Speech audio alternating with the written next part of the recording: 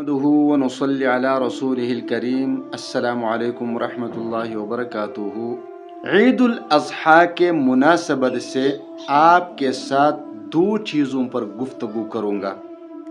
याद रखिए, ये एक तो वाजिब है जिसको तकबीरात तशरीक़ कहते हैं कि उसके अल्फाज क्या हैं, उसके अल्फाज बताऊँगा।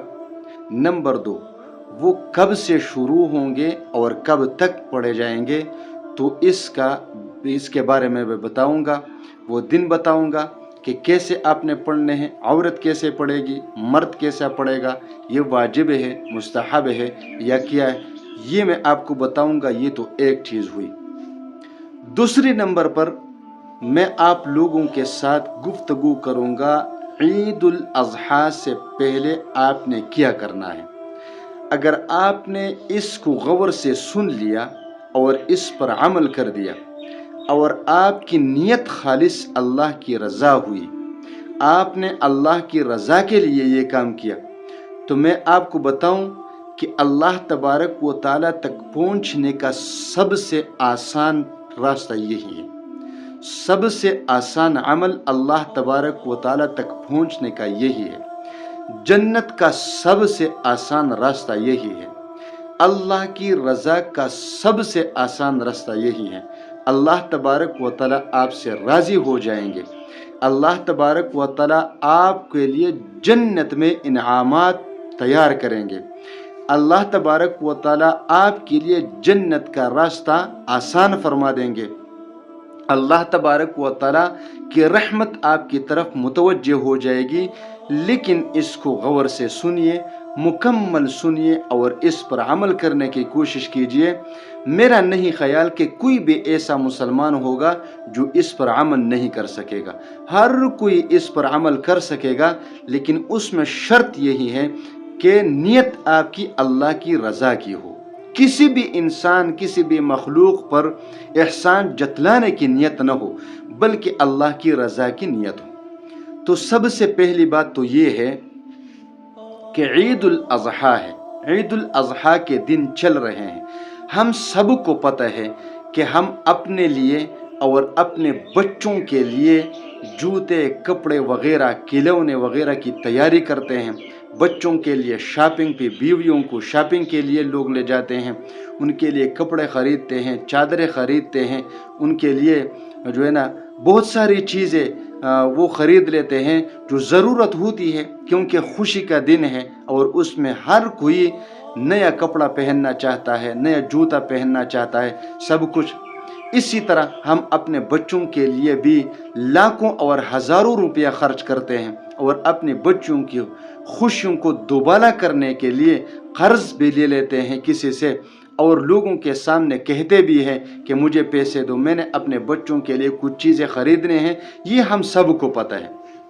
लेकिन याद रहे मेरे भाई कि पाकिस्तान है, पाकिस्तान के 70% आबादी के लोग वो गुर्बत की लकीर के नीचे ज़िंदगी गुजार रहे हैं। और वो अपने बच्चों को बमुश्किल 2 वक्त की रोटी खिलाते हैं, बल्कि बहुत सारे लोग ऐसे हैं कि वो अपने बच्चों को 2 वक्त की रोटी भी नहीं खिला सकते। और ये हम सब देख चुके हैं। कई लोगों को, इज्जतदार लोगों को देखा जा चुका है कि वो लोग भीख मांगने पर मजबूर हो गए, क्योंकि पाकिस्तान के हालात कुछ ऐसे हैं। तो मैं आप लोगों को बताऊं कि दुनिया के किसी भी कोने में हो और मुसलमान हो, तो वो ये न करे कि सिर्फ मुसलमान पर सदका करे। अगर आपके पड़ोस में कोई गैर मुस्लिम रहता है, कोई गैर मुस्लिम, तो उसका भी ख्याल रखा करे। गैर मुस्लिम के साथ जो ताल्लुकात का मना आया है कुरान मजीद में, तो वो अल्लाह तबारक व ताला दिली मोहब्बत से रोकते हैं कि आप कुफार से दिली मोहब्बत न रखें, दोस्ती न करें। इसके अलावा अगर आपके पड़ोस में है, आपके मुल्क में है, तो उससे आप एहसान कर सकते हैं, सदका उसको दे सकते हैं, उसके लिए कपड़े, जूते, कपड़ा, मकान, खुराक वगैरह का बंदोबस्त कर सकते हैं। तो मैं ये नहीं कहता कि सिर्फ मुसलमानों के लिए करें।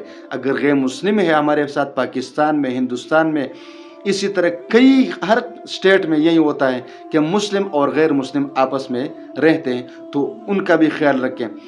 तो पाकिस्तान में ख़ास तौर पर लोग गुर्बत का बहुत ज़्यादा शिकार हैं।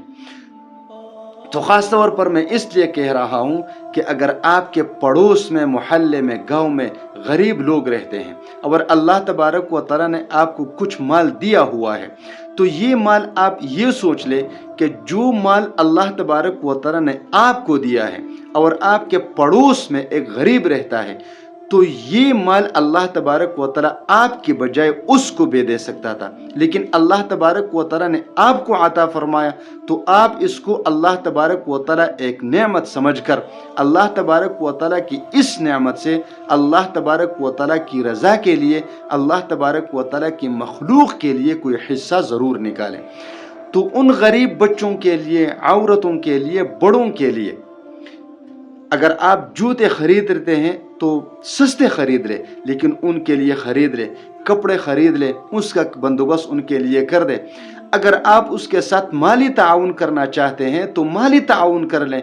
हर किसी को पता होता है कि मेरे घर में किस चीज़ की ज़रूरत है, तो वो अपने मदद आप जो उसकी ज़रूरत होगी उससे वो पूरा कर लेंगे।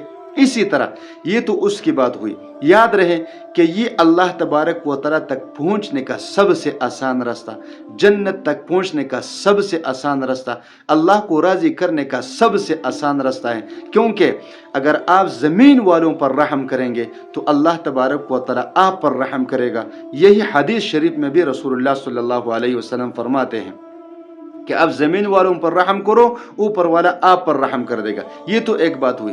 दूसरी बात कि हम कुर्बानी करते हैं, कुर्बानी का गोश्त, आप तो ये जानते हैं कि अल्लाह तबारक व तआला फरमाता है लन यनालल्लाह लुहूमुहा वला दिमाउहा वलाकिन यनालुहु तक़वा मिनकुम, कि अल्लाह तबारक व तआला तक आपका खून, गोश्त वगैरह नहीं पहुँचता। अल्लाह तबारक व तआला तक जो चीज़ पहुँचता है वो क्या चीज़ है? वो है तक़वा, कि आपके दिल में क्या है, आप अल्लाह की रज़ा के लिए करते हैं या मखलूक को दिखाने के लिए या अपना पेट पालने के लिए करते हैं, ये तो अल्लाह जानता है। वो गोश्त मकसूद नहीं होता। बहुत सारे गरीब मैंने देखे हैं कि वो महीनों से अपने बच्चों को गोश्त नहीं खिला सकते। क्यों नहीं खिला सकते? दिहाड़ी 500-600 है और गोश्त 1900 रुपये किलो मिलता है। इसी तरह गैस, लकड़ी वगैरह, आटा वगैरह सब कुछ अगर आप सोच लें तो वो 500-600 की दिहाड़ी में नहीं आता।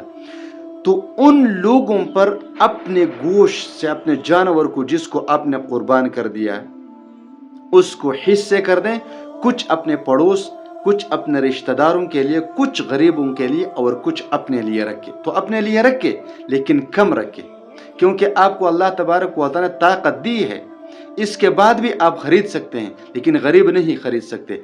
तो गोश्त को 3 हिस्सों में कर दें, 3 हिस्सों में। एक हिस्सा अपने बच्चों के लिए छोड़ दें, एक हिस्सा अपने रिश्तेदारों के लिए छोड़ दें और एक हिस्सा गरीबों और मिस्कीनों के लिए छोड़ दें और उन पर तकसीम कर दें, तो अल्लाह तबारक व तआला आपको इसका जज़ाए खैर अता फरमाएंगे। अब तकबीरात तशरीक़ के अल्फाज ये हैं: अल्लाहु अकबर, अल्लाहु अकबर, ला इलाहा इल्लल्लाहु वल्लाहु अकबर, अल्लाहु अकबर वलिल्लाहिल हम्द। ये वाजिब है, हर बालिग मर्द और औरत पर ये पढ़ना वाजिब है। पढ़ेंगे कब से? तो पढ़ेंगे आप 9 ज़िलहज्जा के फजर की नमाज के बाद 13 ज़िलहज्जा के असर की नमाज तक, ये 5 दिन हैं। इनमें हर फ़र्ज़ नमाज के बाद हर मर्द और औरत पर एक मरतबा ये पढ़ना लाजिम है। लेकिन इसमें फ़र्क ये है कि मर्द ऊंची आवाज़ से पढ़ेगा और औरत हल्की आवाज़, स्लो आवाज़ के साथ पढ़ेगी।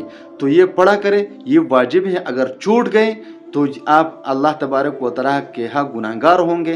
तो इसका ख्याल रखें। अल्लाह तबारक व तआला हम सब के नेक आमाल कबूल फरमाए।